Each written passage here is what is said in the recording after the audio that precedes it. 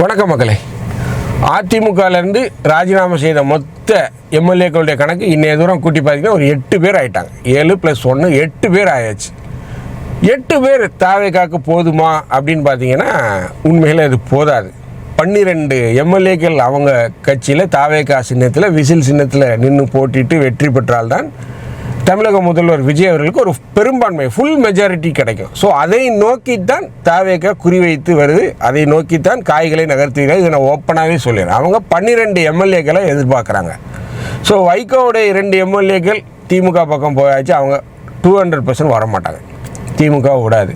But ஆனால் திமுகவில் அதிருப்தியில் இருக்கக்கூடிய சில முக்கிய எம்எல்ஏக்கள் தாவேக்காவில் இணைவதற்கு ரகசிய பேச்சுவார்த்தையை பின்புலத்திலிருந்து பேசிகிட்டு இருக்காங்க.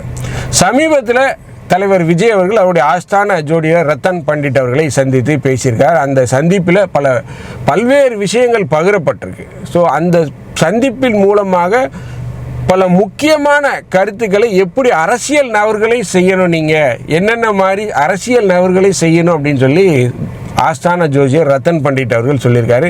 மேலும் மிகப்பெரிய அளவில் கடந்த ஆட்சியில் அந்த ஊழல் செய்தவங்க, முறைகேட்டில் ஈடுபட்டவங்க, வேலை வாங்கி தரேன்னு சொல்லி ஏமாத்துறவங்க, இதெல்லாம் களை எடுக்க துவங்கிட்டாங்க. யார் யார் எவ்வளோ பண்ணியிருக்காங்க அந்த லிஸ்ட் எடுக்க சொல்லி அதுக்கு ஒரு மெகா ஃபைல் கிரியேட் பண்ணுறாங்க. மிகப்பெரிய அளவில் ஒரு ஃபைல் கிரியேட் பண்ணுறாங்க. மேலும் கொல்லைப்புறம் வழியாக திமுகலேருந்து நிறைய அமைச்சர்கள் நிறைய முக்கியஸ்தர்கள் பேசிக்கிட்டு இருக்காங்க தாவேக்காவில் இணைவதற்கு. இப்படி ஒரு மிகப்பெரிய ஒரு சர்வே, ஒரு கணக்குகளை தாவேக்கா டீம் எடுத்துக்கிட்டு இருக்கு. 12 எம்எல்ஏக்களை எப்படியாவது கைப்பற்றணும்னு விஜய் நினைக்கிறார். அது ஒரு அரசியல் சாணக்கியத்தனம். இதில் குதிரை பேரம், கழுத பேரம், ஒட்டக பேரம் எதுவுமே கிடையாது. திமுகவும் குழுத பேரம் தான் பண்ணியிருக்காங்க, ஒட்டக பேரமும் பண்ணியிருக்காங்க. உங்களுக்கு தெரியுது இல்லையா? ஏன் ஓபிஎஸ் போனார், எத்தனையோ பேர் பெஞ்சமின் போனார், இன்றைக்கி மதிமுகவோட 2 எம்எல்ஏக்களும் உள்ளே போயிருக்காங்க. இதெல்லாம் ஒரு குதிரை பேரம் இல்லையா, கழுத பேரம் இல்லையா, ஒட்டக பேரம் இல்லையா? தாவேக்கா பண்ணால் மட்டும் குதிரை பேரமா, கதிரை பேரமா? ஸோ இப்படி ஒரு கேள்வி வருது இல்லையா? சுப்பையா இன்றைக்கி என்ன ஹைகோர்ட்டில் அவருடைய வாக்குமூலத்தை என்ன சொல்லியிருக்காரு? நான் என் சுய விருப்பத்தில் தான் போயிருக்கேன். அதிமுக தலைமை மீது எனக்கு நம்பிக்கை இல்லை. அதிமுக தலைமை இனிமேல் கட்சியை வெற்றி பாதைக்கு வழிநடத்தி செல்லுங்கிற நம்பிக்கையை இழந்து விட்டேன். ஸோ அதனால் என்னுடைய சொந்த விருப்பத்தின் பேரில் நான் தாவேக்கால இணைஞ்சிருக்கேன். படார்னு நெத்தி போட்டில் இணைஞ்ச மாதிரி சொல்லிட்டு வந்துட்டார். உண்மையில் அதான் நிதர்சனம். இன்றைக்கி அதிமுக கற்பூரம் மாதிரி கரைஞ்சி போச்சு. எடப்பாடியை நம்பி யாரும் கட்சியில் இருக்க ரெடியாக இல்லை. இன்றைக்கி அண்ணன் தங்கமணி அவர்களும் வெளியே வர்றதா பேச்சு இருக்குது. எஸ்பி வேலுமணி அவர்களும் வெளியே வர்றதா பேச்சு இருக்குது. எஸ்பி வேலுமணி ஏறக்குறைய முடிவு செய்து விட்டார். 99% அஃபிஷியலாக அனௌன்ஸ் மட்டும் பண்ணணும். இப்படி ஒரு மிகப்பெரிய அரசியல் பிரளயம் நடந்து கொண்டிருக்கு. இந்த அரசியல் பிரளயத்துக்கு காரணம் என்ன? விஜய் என்ற 3 எழுத்து. அந்த 3 எழுத்து மந்திரம் தமிழக அரசியலில் ஒரு கட்சியை சின்ன பின்னமாக உடைச்சி தள்ளிட்டு அதிமுக இன்னைக்கு டோட்டலி வாஷ் அவுட். என்ன செய்ய போகிறார் எடப்பாடி? ஒரே ஒரு குருக்கள் வர்றாருன்னு ஒரு காமெடி சீன் நம்ம பார்ப்போம்ல, அதே மாதிரி தானே அதிமுகவில் ஒரே ஒரு ஆள் தான் நம்ம இருக்க போகிறார். அது எடப்பாடி மட்டும்தான். அவரே தொண்டர், அவரே பொதுச் செயலாளர். ஓட்டு போடுறதுக்கு எவனும் இருக்க மாட்டான். இதுக்கு காரணம் என்னென்னா எடப்பாடியோடைய அந்த விடாப்பிடித்தனம் சொல்லுவாங்க இல்லையா, கொஞ்சம் கூட மாறல. அவர் விட்டு கொடுத்து போகிறல் அப்படிங்கிறது அவர்கிட்ட இல்லை. நான் சொல்கிறது தான் நீங்கள் கேட்கணும். அவர் தன்னை ஒரு ஜெயலலிதா போன்று ஒரு மிகப்பெரிய ஆளுமையாக நினைத்து கொண்டார். ஸோ அதுதான் இந்த பிரச்சனைகளுக்கு எல்லாமே காரணம். ஸோ இப்பேற்பட்ட சூழ்நிலையில் விஜயோடைய டீம் ஒரு மிகப்பெரிய ஃபைலை ரெடி பண்ணிகிட்டு இருக்காங்க. யார் யார் மக்கள் பணத்தை எடுத்தது, யார் யார் மக்கள் பணத்தை முறைகேடாக பயன்படுத்தினார்கள், யார் யார் வேலை வாங்கி தரேன்னு சொல்லி ஏமாத்துனாங்க, யார் யார் புரோக்கர் வச்சு கமிஷன் அடித்தாங்க, யார் யார் பள்ளிகளுக்கு அங்கீகாரம் வாங்கி தர்றேன் அப்படின்னு சொல்லி இப்போ பிடி அரசகுமார் உள்ளே இருக்கார். இப்படி மிகப்பெரிய வேலையை தோண்ட ஆரம்பிச்சிட்டாங்க. இந்த பார்ட்டி ஃபண்டில் கிடைச்ச பணத்தை வாங்கி அரசு கஜானாக்கு கொடுக்கணும்னு பார்க்குறாங்க. ஸோ இது ஒரு பக்கம் சீர்திருத்த நடவடிக்கையாக இருந்தால் இதெல்லாம் என்ன பணம்? கள்ளப்பணம் தானே. ஸோ இதெல்லாம் அவங்க பிளான் பண்ணுறாங்க. மேலும் மிகப்பெரிய அளவில் நிர்வாக சீர்கேடுகள், நிர்வாகத்தை ரெகுலரைசேஷன் பண்ணுறாங்க. முறைகேடுகள் இல்லாமல் ஒரு அரசு இயந்திரம் சீராக இயங்குவதற்கு உண்டான வேலைகள்லாம் செய்கிறாங்க. ஒரு மிகப்பெரிய நிர்வாக சீரமைப்பை விஜய் செய்து கொண்டிருக்கிறார். ஸோ இப்பேற்பட்ட சூழ்நிலையில் இந்த ஃபைல் ரெடியாக இருக்குது. விஜயோடைய ஆஸ்தான ஜோதியர் ரத்தன் பண்டிட் என்ன சொன்னார் அதை பற்றி தான் நம்ம இந்த நிகழ்ச்சியில் பார்க்க போகிறோம். நான் உங்கள் ஜோசப். வாங்க நம்ம இப்போ நிகழ்ச்சிக்குள்ளே போகலாம்.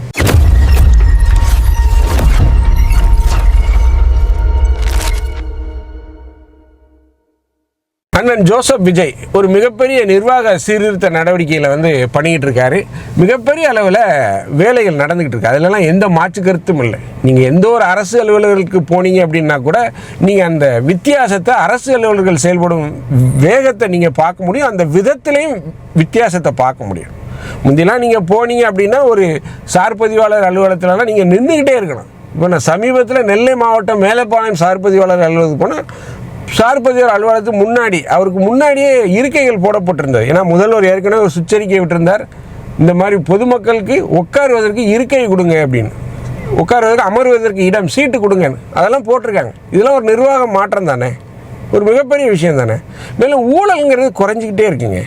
ஊழலுங்கிறது இல்லை, குறைஞ்சிக்கிட்டே இருக்கு. அது கண் கூடாக தெரியுது. ஸோ இதெல்லாம் அடிமட்ட லெவலில் சொல்கிறாங்க. இன்றைக்கி வந்து பார்த்திங்கன்னா தனியார் பள்ளிகளுடைய இயக்குனர், அந்த தனியார் பள்ளிகள் சங்கத்துடைய கூட்டமைப்பின் தலைவர் ஓப்பனாக சொல்கிறார், ஒரு ரெகக்னைசேஷன் இருக்குது, ஒரு அங்கீகாரத்துக்கு நாங்கள் வந்து 20 லட்சம் கொடுத்தோம், 25 லட்சம் கொடுத்தோம், 10 லட்சம் 15 லட்சம், கிட்டத்தட்ட 12,000 பள்ளிகள் இருக்குங்கிறார் தமிழகத்தில் தனியார் பள்ளிகள். ஒரு பள்ளிக்கு 10 லட்சம் வச்சுக்கிட்டனால எங்கே போகுது பாருங்கள் அமௌண்ட்டு. ஒரு வருஷத்துக்கு நான் சொல்கிறேன், ஒவ்வொரு வருஷமும் அவங்களுடைய அங்கீகாரத்தை புதுப்பிக்கணும். செக்ஷன், அதாவது 5ஆம் கிளாஸில் 5 செக்ஷன் தான் 6வது செக்ஷனாக மாற்றணும்னா அதுக்கு தனியாக கட்டணம் வாங்கியிருக்காங்க. பள்ளிக்கல்வித்துறை இயக்குநர் மாடியில் தனியாக அலுவலகம் போட்டு வாங்கி, இப்போ அதெல்லாம் விஜய் ஓச்சு கட்டிட்டாரு. ஒரே நாளில் எல்லா பள்ளிகளுக்கும் அங்கீகாரம், தகுதியின் அடிப்படையில், ஆவணங்களின் அடிப்படையில் அங்கீகாரம் கொடுத்தாச்சு. இது ஒரு மாற்றம் தானே. ஸோ இப்படி ஒரு மிகப்பெரிய மாற்றத்தை கொடுக்குறாரு. பட் ஆனால் திமுக ஒரே புளிய வாரி தூத்திக்கிட்டு இருக்காங்க. திமுகவில் முன்னாள் அமைச்சர்கள் செய்த ஊழல்கள்லாம் தூசி தட்ட ஆரம்பிச்சாச்சு. ஒரு மிகப்பெரிய டீம் போட்டிருக்காங்க. ஓப்பனாக சொல்கிறேன், மிகப்பெரிய ஒரு டீம். இதை பற்றி ஒரு ஆர்டிக்கல் குமுதம் ரிப்போர்ட்டரில் வந்திருக்கு, படித்து பாருங்கள். ஒரு மிகப்பெரிய டீம் போட்டிருக்காங்க. அந்த டீம் பெரிய அளவில் டேட்டா கலெக்ட் பண்ணுறாங்க. என்னென்ன மின்சாரத்துறையில் என்ன ஊழல், பொதுப்பணித்துறையில் என்ன ஊழல், இந்து சமய அறநிலையத்துறையில் என்னென்ன ஊழல், எல்லா ஊழல்களையும் அவங்க எடுக்க ஆரம்பிச்சிட்டாங்க. மேலும் 2 நாட்களுக்கு முன்பு அவருடைய ஆஸ்தான ஜோதிடர் ரத்தன் பண்டிட்டை சந்தித்த தமிழக முதல்வருக்கு பல முக்கியமான அறிவுரைகள் கொடுத்திருக்கார். சில இந்து சமய அறநிலையத்துறை சார்பாக சில கோயில்களில் சீரமைப்பு பணிகளை செய்யுங்க, சில கோயில்களை புதுப்பிங்க அப்படிங்கிற மாதிரிலாம் சொல்லியிருக்கார். மேலும் விஜயின் வெற்றிக்கு மேலும் அந்த மெருகேற்றுவதற்கு என்னென்ன மாதிரியான நடவடிக்கைகள், என்னென்ன மாதிரியான பக்தி முயற்சிகள் நீங்கள் செய்யணும், என்னென்ன மாதிரியான விஷயங்களை செய்யணும், அரசியல் அணுகுமுறைகள் எப்படி இருக்கணும் அப்படிங்கிறலாம் அவருடைய ஆஸ்தான ஜோதிடர் ரத்தன் பண்டிட் அவர்கள் சொல்லியிருக்காங்க. ஸோ ரத்தன் பண்டிட்டை விஜயோட தனியாக அரசியல் ஆலோசகராகவும் நியமிக்க பிளான் பண்ணாங்க. பட்டு அவர் வந்து ஒரு ஜோசியம் பார்க்குறாரு அப்படிங்கிறதுல எதிர்க்கட்சியில் எதிர்ப்பு, அது அந்த முடிவு கைவிடப்பட்டது. பட் உண்மையிலே என்னை பொறுத்த வரைக்கும் அவர் நன்கு அரசியல் பேசக்கூடிய மனிதர். ஏன் இப்போ நம்முடைய அண்ணன் செல்வி எடுத்துக்கோங்க, பாஜகவில் இருக்கார், அழகாக அரசியல் பேசுவார். பாண்டே விட 10 அடி பாய்ஞ்சு பேசுவார். அவர்லாம் வந்து அரசியலில் தான் பேசுகிறார், கட்சியில் தான் இருக்கார். அவரும் ஜோசியம் பார்க்குறாரு, அஸ்ட்ராலஜி பார்க்குறாரு. அதுக்காக ஜோசியம் பார்க்குறவங்கெல்லாம் ஒரு பிற்போக்குத்தனமான கருத்துடையவர்கள் அப்படிங்கிறதெல்லாம் ஏற்றுக்கொள்ள முடியாது. இதெல்லாம் இந்த மாதிரியான கருத்துக்களெல்லாம் தமிழகத்தில் விதைத்தது யார் என்றால் இந்த திராவிட கழகங்கள். இன்றைக்கி திராவிட கழகங்கள் தூக்கி எறியப்பட்டு விட்டது. திராவிட மாடலில் தூக்கி எறியப்பட்டது, குப்பையில் போட்டாச்சு. 2.0 3 ஒன்றும் வாய்ப்பு கிடையாது. மீண்டும் மீண்டும் நான் சொல்கிறேன், 10 ஆண்டுகளுக்கு விஜயோடைய ஆட்சி தான் தமிழகத்தில். வாய்ப்பே இல்லை. திமுக இனிமேல் ஆட்சி கட்டில் அமர்வது அப்படிங்கிறது ரொம்ப கஷ்டம், ரொம்ப கஷ்டம். விஜய் இருக்கிற வரைக்கும் அது முடியாதுங்க, ஓப்பனாக சொல்கிறேன். எப்படி எம்ஜிஆர் இருக்கிற வரைக்கும் திமுகவால் ஆட்சி கட்டில் அமர முடியும் இல்லையோ, விஜய் இருக்க வரைக்கும் இனிமேல் முடியாது. கழகங்கள் சோழி முடிஞ்சு போச்சு. ஒரு கழகம் பீஸை பிடிங்கிட்டாங்க. அந்த ஒரு கழகம் தான் பயங்கரமான வேலையில் ஈடுபட்டு இருக்காங்க. பல்வேறு முக்கிய பத்திரிகை நண்பர்கள் எனக்கு தெரியும், சீனியர் ஜேர்னலிஸ்ட் எனக்கு தெரியும். அவங்ககிட்ட கேட்டதில் அவங்க சொல்லக்கூடிய தகவல்கள் என்னன்னா, திமுகவை விட அதிமுக தான் பயங்கர வேகத்தில் இருக்காங்க. எப்படியா இந்த ஆட்சியை ஓச்சி கட்டிடணும் அப்படின்ட்டு.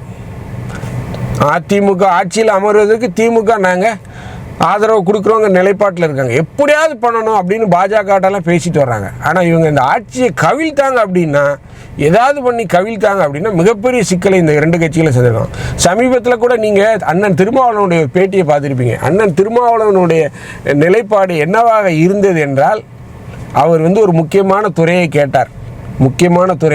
திருச்சி கிழக்கில் போட்டியிடணும்னு விரும்பினார். இதுதான் நடந்தது. அவர் பதில் என்ன சொல்லியிருப்பாருன்னா, நான் திருச்சி கிழக்கில் போட்டியிடலாம் விரும்பலை, முக்கியமான துறைகளெல்லாம் நாங்கள் கேட்கலை அப்படின்னு சொல்லியிருப்பார். ஆனால் இது ரெண்டும் கேட்கப்பட்டது. இதுதான் உண்மை, கேட்கப்பட்டது. பட் விஜய் தரப்புலேருந்து எந்த பதிலுமே சொல்லலை. ஆக்சுவலாக முதல்ல விசிகாலேருந்து என்ன கோரிக்கை வச்சுருந்தாங்க தெரியுமா? துணை முதல்வர் பதவி கேட்டாங்க. துணை முதல்வர் பதவி கேட்டாங்க. விஜய் வந்து ஒரே முதல்வரார், அந்த முதல்வர் நான் மட்டும்தான், வேறு யாருக்கும் அந்த இதெல்லாம் கிடையாது அப்படின்ட்டார். ஏனென்றால் இந்த துணை முதல்வர் அப்படிங்கிற அந்த பதவி வந்து இந்திய அரசியல் சாசனத்தால் அங்கீகரிக்கப்படாது. ஒரு அலங்கார பதவி, ஒரு பொம்மை பதவி, அதுக்கு எந்த ஒரு அதிகாரமும் கிடையாது. ஸோ இப்படி தான் அரசியல் போயிட்டுருக்கு. மிகப்பெரிய அளவில் திமுக அமைச்சர்கள் பண்ணிய ஊழல்களை தட்டி எடுக்க ஆரம்பிச்சிட்டாங்க. ஒரு ஃபைலை கிரியேட் பண்ண ஆரம்பிச்சிட்டாங்க. பயங்கர வேலைகள் நடந்துக்கு. கிட்டத்தட்ட 4 அமைச்சர்கள், திமுக அமைச்சர்கள் புறவாசல் வழியாக தாவேக்கா கூட பேசிக்கிட்டு இருக்காங்க, முன்னாள் திமுக அமைச்சர்கள். இதுதான் நிலைமை. KN நேரு மீது மிகப்பெரிய ஆசிலேஷனில் இருக்கார். KN நேரு, பெரியசாமிலாம் மிகப்பெரிய அதிருப்தியில் இருக்காங்க. ஏன் சொல்லுங்கள், நம்ம பல தடவை பதிவு பண்ணியிருக்கோம். உதயநிதி திமுகவில் இருக்கக்கூடிய மூத்த அமைச்சர்கள், முன்னாள் மூத்த அமைச்சர்கள், மூத்த முன்னோடிகளை எல்லாம் வெளியே அனுப்புங்க அப்படிங்கிறார். ஓப்பனாக அப்பாவுக்கும் பையனுக்கு சண்டை நடந்திருக்கு. வயசானவங்களாம் வெளியே அனுப்புங்க, துரைமுருகனை வெளியே அனுப்புங்க, KN நேருவை வெளியே அனுப்புங்க, பெரியசாமியை வெளியே அனுப்புங்க, எல்லாரையும் வெளியே அனுப்புங்க, யங் பிளட்டை கொண்டாந்து உள்ளே வைங்க, எப்படி தாவேக்கால இருக்கா அதை கொண்டாந்து உள்ளே வைங்க அப்படிங்கிறாரு. இதை செய்ய முடியுமா? ஸ்டாலின் பயப்படுறாரு. ஏன்னா இவங்கெல்லாம் முக்கியமான ஆள். ஏவா வேலுவெல்லாம் போச்சோன்னா அவர் ஒரு டீமை பிடிங்கிட்டு போயிடுவார். பெரியசாமி பல ஆயிரம் ஓட்டுகள் வித்தியாசத்தில் தமிழகத்தில் அவரை வெளியே போங்க அப்படின்னா அவர் ஒரு அணியை பிடிங்கிட்டு போயிடுவார். KN நேரு அவருக்கு ஒரு ஆதரவாளர் வட்டம் இருக்குது. ரெட்டியார் சமூகத்தை சேர்ந்தவர்கள் அவங்க பின்னாடி போயிடுவாங்க. ஏவா வேலு எப்படி ஒவ்வொருத்தராக போயிட்டாங்க அப்படின்னா அதிமுக நிலைமை தான் திமுக இருக்கும். ஸோ இதனால் ஸ்டாலின் ரொம்ப பயப்படுறார். கட்சியை சீரமைக்கணும், பட் சீரமைக்க ஸ்டாலின் தயங்குறார். இதுதான் நான் மீண்டும் மீண்டும் சொல்கிறேன். ஒரு தலைவன், ஒரு தலைமை பண்புடையவன் கட்சியை வழிநடத்தக்கூடியங்கிற ரிஸ்க் எடுக்கணும். ஒரு ரிஸ்க் எடுக்கணும். அந்த ரிஸ்க் எடுத்தால் தான் வாழ்க்கையில் முன்னேற முடியும். பட் ஸ்டாலின் பயப்பட்டுக்கிட்டே இருக்கார். ஒரு 2வது ரஜினி ஸ்டாலின். எப்படி வந்து ரஜினிக்கு ஒரு அழகான வாய்ப்பு வந்தது, சிதம்பரம், GK மூப்பனாக இருக்கும்போது ஒரு அழகான வாய்ப்பு வந்து இந்த கொரோனா டயத்தில் கூட ஒரு வாய்ப்பு வந்தது. விஜய்க்கு முந்தைய டயத்தில் கூட அவர் ஆரம்பிச்சிருக்கலாம், ஜெயித்திருப்பார். ஆனால் இன்னைக்கு வந்து ரஜினி யோசிக்கிறார், ஐயோ பின்னாடி வந்த பையன் வந்து முதலமைச்சர் ஆகிட்டானே, விஜய் வந்து முதலமைச்சர் ஆகிட்டானே, நம்ம முடியலையே, நம்ம படம் நடிச்சிக்கிட்டு இருக்கோமே அப்படின்னு அவர் யோசிக்கிறார். அந்த வாய்ப்பு கதவை தட்டும் போது அதை பயன்படுத்தணும்னு சொல்லுவாங்கல்ல, அதை பயன்படுத்துவது தான் புத்திசாலி. ரஜினி வந்து 40 வருடமாக அவரை நம்பிய தொண்டர்களையும் ஏமாற்றினார், ரசிகர்களையும் ஏமாற்றினார். இதுதான் நிதர்சனம். அதனுடைய விளைவு இன்றைக்கி அவர் அனுபவிக்கிறாரு. இன்றைக்கி மனம் நொந்து பல்வேறு பேர்கிட்ட பேசிகிட்டு இருக்கிறார், வாய்ப்பை பயன்படுத்தாமல் விட்டுட்டேனே அப்படின்னு. என்ன செய்யறது? இப்போ வயசாகி போச்சு, 80 வயசாகி போச்சு, இனிமேல் கட்சி ஆரம்பித்து இதெல்லாம் நடக்கிற காரியமா? ஸோ என்னை பொறுத்தவரை மீண்டும் மீண்டும் நான் திரும்ப சொல்கிறேன், குறைந்தது 10 ஆண்டுகளுக்கு தமிழ்நாட்டில் தாவேக்கா ஆட்சி தான். அதில் எந்த மாற்று கருத்தும் இல்லை. திமுகவில் இருக்கக்கூடிய முக்கியஸ்தர்கள் யோசிச்சுக்கங்க, கட்சி தவறான பாதைக்கு வழிநடத்தப்படுது. அதுவும் குறிப்பாக இந்த ஜென்சி DMK, நீங்கள் இந்த மீட்டிங்லாம் போடுறீங்க, சட்டப்பேரவையை போல் ஒரு போலியாக ஒன்று அமைத்து, அதே மாதிரி அமைத்து முதல்வரை போல் ஒரு நபரை மத்தியில் அமர வைத்து முதல்வரை இமிட்டேட் பண்ணுறீங்க. இதெல்லாம் ரொம்ப நல்ல அல்ல, ரசிக்கத்தக்கதல்ல. ஒரு பெரிய கட்சி இந்த மாதிரியான ஒரு கேவலமான நடவடிக்கைகளில் ஈடுபடுறதுங்கிறது ரொம்ப வன்மையாக கண்டிக்கத்தக்கது. அதுவும் ஒரு பெண் அமைச்சர், ஒரு பெண் MLA, அவர் வந்து குழந்தையை தூக்கிட்டு வர்றாரு. அந்த MLAவுடைய பேர் எனக்கு மறந்து போயிடுச்சு. அவங்க வர்றாங்க, அதே போல் ஒரு குழந்தையை வச்சுட்டுலாம் சித்தரிக்கிறீங்க. இதெல்லாம் எவ்வளோ ஒரு தவறானது. ஒரு பெண், ஒரு தாய், அந்த அம்மா குழந்தையோடு வருதுன்னா அது எவ்வளோ கஷ்டப்பட்டு ஒரு யோசிச்சு பாருங்கள். நம்மளே ஒரு வீட்டு அரை மணி நேரம் வச்சுருந்தா என்ன பாடுபடுத்த அந்த குழந்தை. ஒரு பெண்மணி குழந்தைய பெரும் வச்சுட்டு அந்த குழந்தைய தூக்கிட்டு சட்டப்பேரவைக்கு வர்றாங்க, இங்கேயும் வர்றாங்க, தலைமைச் செயலகத்துக்கு வர்றாங்கன்னா எவ்வளோ அது நம்ம பாராட்டணும் இல்லையா? இந்த மாதிரி அதெல்லாம் கிண்டல் பண்ணுறீங்கன்னா எப்படி? யோசிச்சு கொஞ்சமாவது நல்லா இருக்காயா? ரொம்ப மோசமாக போய்ட்டுருக்கீங்க. நான் மீண்டும் மீண்டும் சொல்கிறேன், திமுகவுக்கு சரியான தலைமை தேவை. தற்போது இருக்கக்கூடிய தலைவர் பொறாம தான் படுறாரு. ஓப்பனாக சொன்னான், பொறாம தான் படுறாரு. விஜய்லாம் வந்துட்டாரே முதல்வராக, அவருக்கு கீழே நம்ம இருக்க வேண்டியிருக்கேன்னு பொறாம தான் படுறாரு. இன்னமும் நான் சொல்கிறேன், தாவேக்காவை எதிர்த்து போட்டியிட ஸ்டாலின் பயப்படுறார். இடைத்தேர்தலில் ஸ்டாலின் போட்டியிட பயப்படுறார். அதான் நிதர்சனம். ஒருவேளை போட்டியிட்டு தோந்துட்டாருன்னு வைங்களேன், அத்தோட முடிஞ்சது, சாப்டர் க்ளோஸ். ஸ்டாலின் போட்டியிடுற தொகுதியில் மிக வலிமையான வேட்பாளர்களை விஜய் நிறுத்துவார். அதுவும் நடக்க போகுது. ஸ்டாலின் போட்டியிடுற எல்லா தொகுதியிலுமே வலிமையான வேட்பாளரை விஜய் நிறுத்த திட்டமிட்டிருக்கார். ஸோ ஒரு வாழ்வா சாவா அப்படிங்கிற ஒரு நிலையில் திமுக இருக்குது. AIADMK wash out. வாழ்வா சாவாங்கிற ஒரு நிலையில் இருக்குது. ஒரு கட்சி இன்னைக்கு கூட்டணியில் உங்கள் கூட இல்லை, ஒரு கட்சி இல்லை, வைக்கவே வெளியே போயாச்சு எல்லாம். ஏன்? நீங்கள் நடத்தின விதம். முன்னாடியே போயிருக்கணும், தேர்தலுக்கு முன்பே போயிருக்கணும். நீங்கள் இழுத்து பிடிச்சி வச்சு மிரட்டி வச்சுருந்தீங்க, இருந்தாங்க. இன்றைக்கி எல்லாம் அவன் ஓடிட்டான். ஸோ இனிமையாவது திருந்துங்க திமுகவை. இந்த வீடியோ உங்களுக்கு பிடிச்சிருந்துச்சுன்னா தயவுசெய்து லைக் பண்ணுங்கள், ஷேர் பண்ணுங்கள், சப்ஸ்கிரைப் பண்ணுங்கள். மறக்காமல் உங்கள் கருத்துக்களை கமெண்ட் செக்ஷனில் சொல்லுங்கள். நன்றி, வணக்கம்.